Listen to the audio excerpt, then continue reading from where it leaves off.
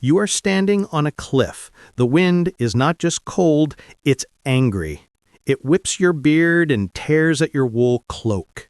Below you, gray waves crash against a shore littered with dark, unfamiliar trees. There is nothing but silence, except for the wind and the water and the hammering of your own heart.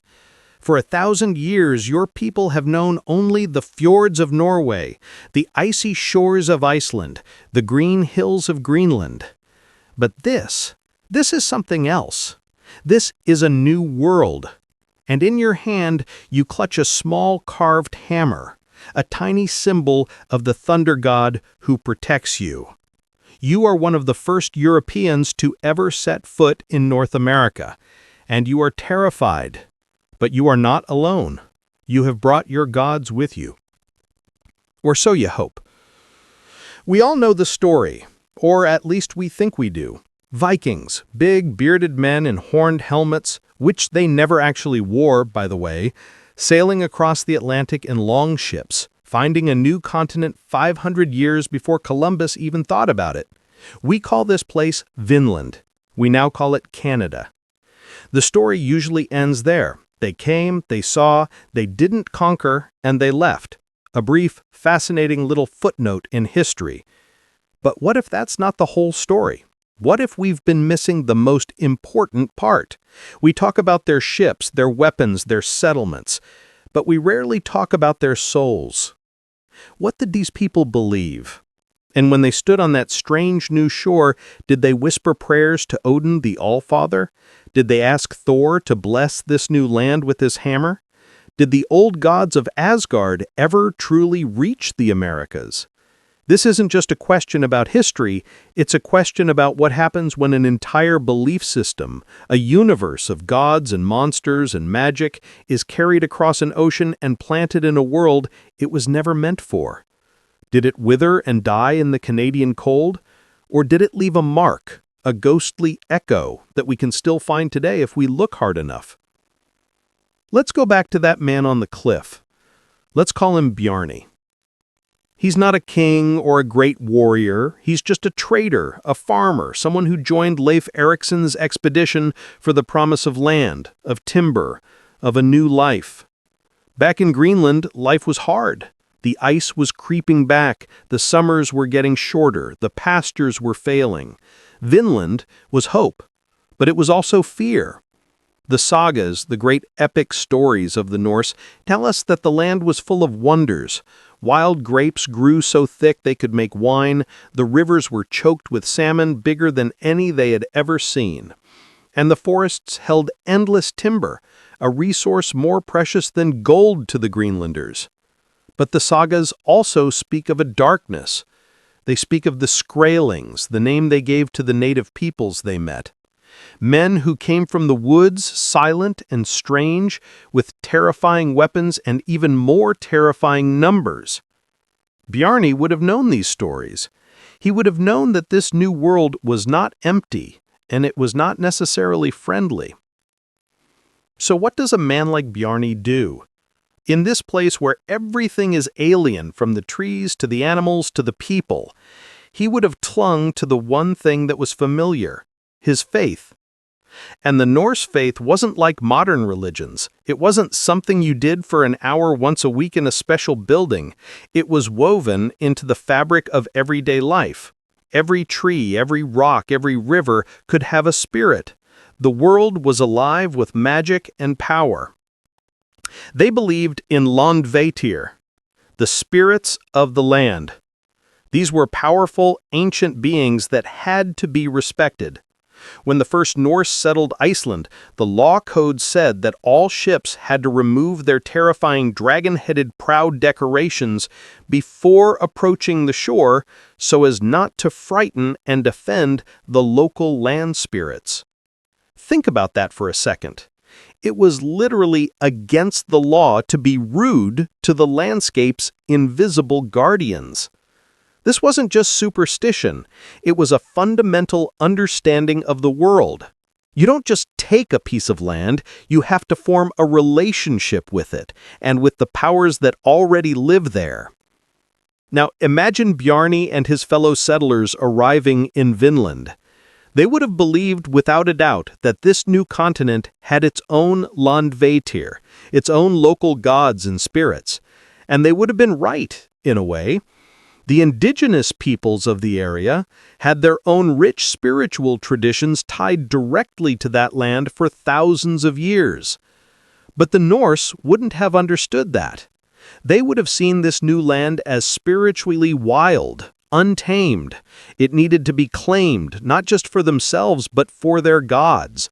They would need to perform rituals, make offerings, and maybe even carve runes to mark the territory as theirs, to place it under the protection of Odin, Thor, and Freya. This wasn't just an act of faith, it was an act of survival. In a world full of unknown dangers, you needed all the divine help you can get. If your axe was blessed by Thor, it would chop wood better. If your ship was protected by Njord, the god of the sea, it would survive the storm. If Odin gave you wisdom, you might just figure out how to survive the winter. Their paganism wasn't a philosophy, it was a toolkit for living in a dangerous world. So where is the proof? This is where the story gets tricky and where history blurs into mystery. The only confirmed Norse settlement in all of North America is Meadows, a windswept piece of coastline on the northern tip of Newfoundland, Canada. Archaeologists found the remains of their turf houses, a forge for working iron, and a few small personal items.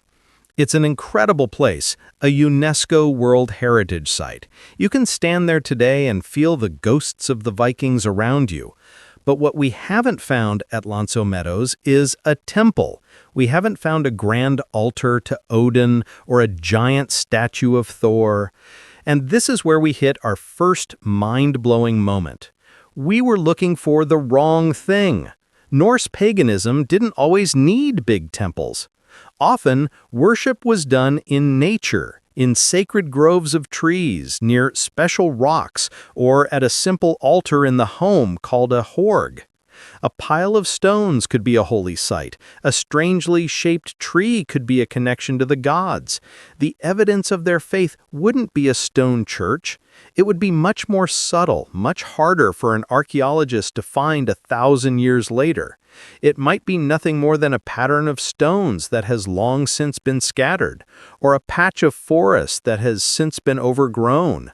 The absence of a big temple doesn't mean the absence of belief. It just means their belief was more personal, more natural, and more deeply embedded in the world around them. The objects they did find, though, tell a story. They found a spindle whorl, a small weight used for spinning yarn. This tells us women were there. And in the Norse world, women were often the keepers of spiritual traditions. They were the ones who practiced a form of magic called saga, who could speak to the spirits and see the future. The presence of just one woman, spinning thread to make clothes for her family, also meant the presence of an entire spiritual universe, of stories, songs, and rituals that she would have carried in her head. They also found a bronze pin used to fasten a cloak, a simple everyday object, but these pins were often decorated with symbols, sometimes abstract patterns, sometimes representations of their gods, or protective symbols from their mythology. This particular pin was a common type, but for the person who wore it, it could have been more than just a fashion accessory. It could have been a tiny piece of home, a small connection to the cosmic order of things, a way of keeping the chaos of this new world at bay. And then there's the iron. The forge at Meadows is one of the most important discoveries. The Norse knew how to smelt iron from bog ore, a skill the native peoples didn't have. For them, iron was almost magic. It was the stuff of legends. Thor's hammer, Mjolnir, was forged by dwarves. The legendary sword of the hero Sigurd could cut through an anvil. A blacksmith wasn't just a craftsman, he was a master of fire and earth, a powerful figure who could turn mud and rock into invincible weapons and essential tools. Every nail hammered at that forge, every broken tool repaired, would have been done with a sense of its deeper meaning.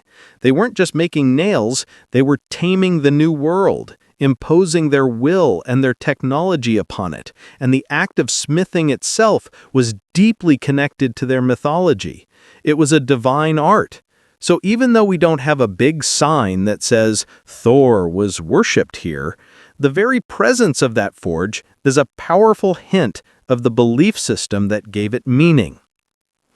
But the Norse didn't stay at Meadows for long, maybe only a decade or two. The sagas are pretty clear about why they left. Conflict with the sky railings. The first encounters were sometimes peaceful, based on trade, but they quickly turned violent. The Norse were great warriors, but they were vastly outnumbered. A small colony thousands of miles from any hope of reinforcement couldn't survive in a hostile land. And so they packed up their longships and they sailed away, leaving their turf houses to collapse back into the earth, and it seems their gods left with them. For centuries, that was the end of the story. Vinland became a half-forgotten legend, a tale told around the fire on long winter nights in Iceland. But history has a funny way of leaving clues in the most unexpected places. And this leads us to our second mind-blown moment, and it comes in the form of a single, small silver coin. In 1957, an amateur archaeologist was digging at a site in Maine, in the United States. It was an old Native American settlement, a place now called the Goddard Site. And among the arrowheads and pottery fragments, he found something that made no sense at all. It was a small silver coin. Experts later identified it as a Norwegian silver penny minted during the reign of King Olaf Kjær, sometime between 1067 and 1080. Let that sink in.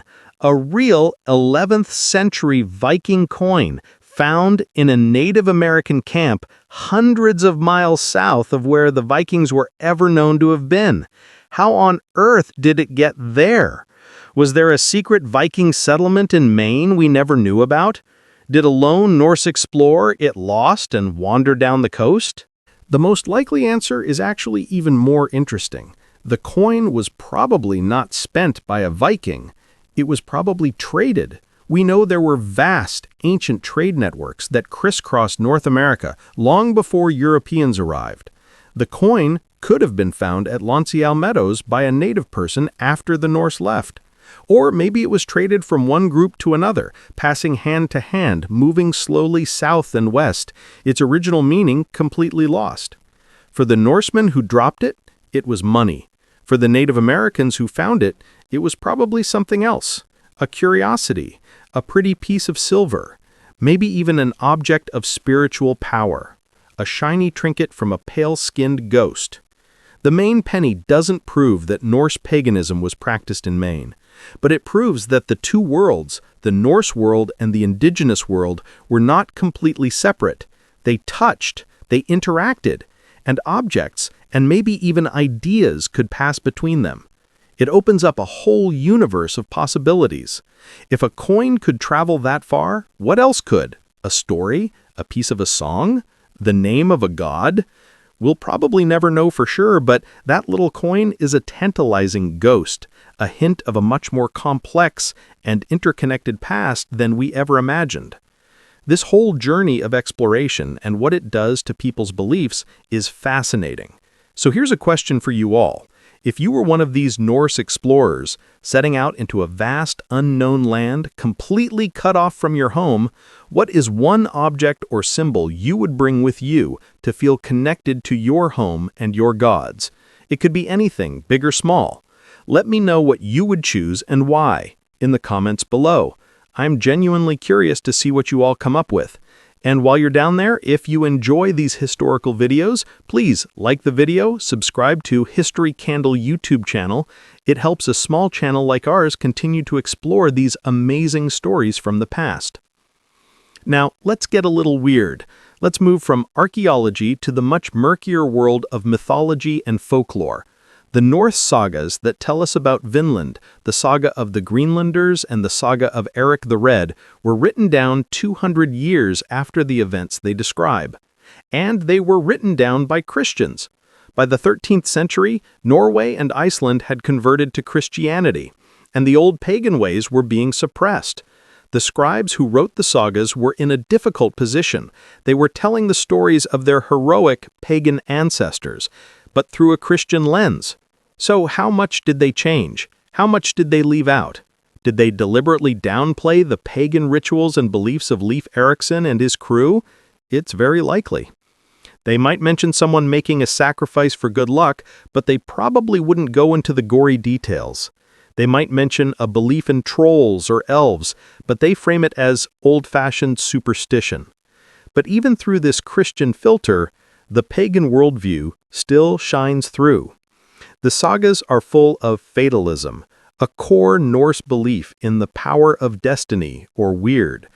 A person's fate was woven by supernatural women called the Norns, and not even the gods could change it. This is a very un-Christian idea. This belief that your end is already written and all you can do is face it with courage is pure pagan warrior philosophy.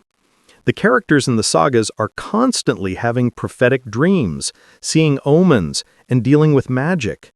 One of the most famous figures in the Vinland sagas is a woman named Freydis, Eric the Red's daughter. She is portrayed as a terrifying, ruthless woman. In one story, when the Norsemen are fleeing in panic from an attack by the Skrælings, Freydis, who is pregnant at the time, grabs a sword from a fallen kinsman, bares her breast and slaps it with the flat of the blade, letting out a fearsome war cry. The Skrælings are so shocked and terrified by this display that they turn and run. This is the image of a Valkyrie, one of Odin's warrior maidens who chooses who lives and who dies in battle. The Christian author might have intended to portray her as a monster, but he accidentally preserved a perfect image of a pagan warrior woman channeling a divine, furious power. The spirit of the old gods is still there, hiding between the lines. And this brings us to the final, most controversial, and for me, the most exciting part of this story, the Runestones. Over the years, dozens of stones with strange carvings on them have been found across North America, from Oklahoma to Minnesota to Massachusetts. People have claimed that these carvings are Norse runes, proof that the Vikings explored far deeper into the continent than we ever thought possible. The most famous of these is the Kensington runestone, found in Minnesota in 1898, which seems to tell the story of a group of Swedes and Norwegians on an exploration journey who were attacked by the natives. The stone is dated 1362, over 300 years after the Vinland settlement was abandoned. Could a small group of Norse explorers still have been wandering around Minnesota in the 13th century? It sounds like the plot of a fantastic movie. Unfortunately, here comes the cold water of historical reality. Almost every single one of these supposed runestones has been proven to be a fake, a hoax, or a misidentification of natural markings or Native American carvings. The language on the Kensington stone has modern Swedish grammar, the shapes of the runes are inconsistent, and the story it tells just doesn't fit with anything else we know. It's a classic 19th century forgery, created at a time when Scandinavian immigrants in the Midwest were eager to create a history for themselves in the New World. It's a fascinating story about modern identity, but it's not a real Viking artifact. And this is where most historians stop. The runestones are fake, case closed. But what if we are asking the wrong question again? The fact that all the famous runestones are fakes doesn't mean that the Vinland Norse never carved any runes at all. In fact, it would be shocking if they didn't. Runes weren't just an alphabet for them, they were magical symbols.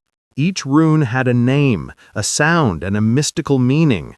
They were used for protection, for cursing enemies, for ensuring a good harvest, for healing the sick. Carving a rune wasn't just writing. It was an act of power. It was a way of focusing magical energy and shaping reality. It's hard to imagine that a group of Norse people, feeling small and vulnerable in a vast and dangerous new land, wouldn't have used the magic they knew to protect themselves. They would have carved runes on their tools, on their houses, on their ships. They might have created amulets with protective inscriptions, and they might very well have carved them on rocks. And this is our third and final mind-blown moment. A Viking runestone in North America might not look like the Kensington stone at all. It wouldn't necessarily tell a long story. It might just be a single symbol. Maybe the Algis rune for protection, or the Tiwaz rune for a victory in battle, invoking the god Tyr, or maybe just Thor's hammer, a simple, powerful symbol carved on a boulder at the edge of their territory to claim it for their people and place it under the protection of their god. A magical no trespassing sign aimed at whatever hostile spirits might be lurking in the woods. Such a carving would be incredibly difficult to find. It would be small, weathered by 1,000 winters, and probably covered in moss and lichen. And even if we found it, it would be almost impossible to date and prove it was genuinely from the 11th century. But is it possible that somewhere, on a rocky shore in Newfoundland or a riverbank in Labrador, a genuine pagan symbol is hiding in plain sight, dismissed as a random scratch on a rock? I think it's not only possible, but likely. The urge to mark your territory, to make a strange place feel safe, to call on your gods for help, is a deeply human one. The Vinland settlers would have felt that urge more strongly than anyone. The story of the Vikings in Vinland is more than just a tale of exploration. It's a ghost story. It's a story about memory and how beliefs can cling to a landscape long after the believers are gone. The gods of Asgard may not have conquered Vinland, but they touched it. They left a fleeting, almost invisible footprint on the edge of the continent, a final, faint echo of the pagan world before it vanished from history. And that in itself is a kind of immortality. Thank you for watching. And if you enjoy these historical videos, please remember to like the video, subscribe to History Candle YouTube channel, and ring that bell so you don't miss our next journey into the past.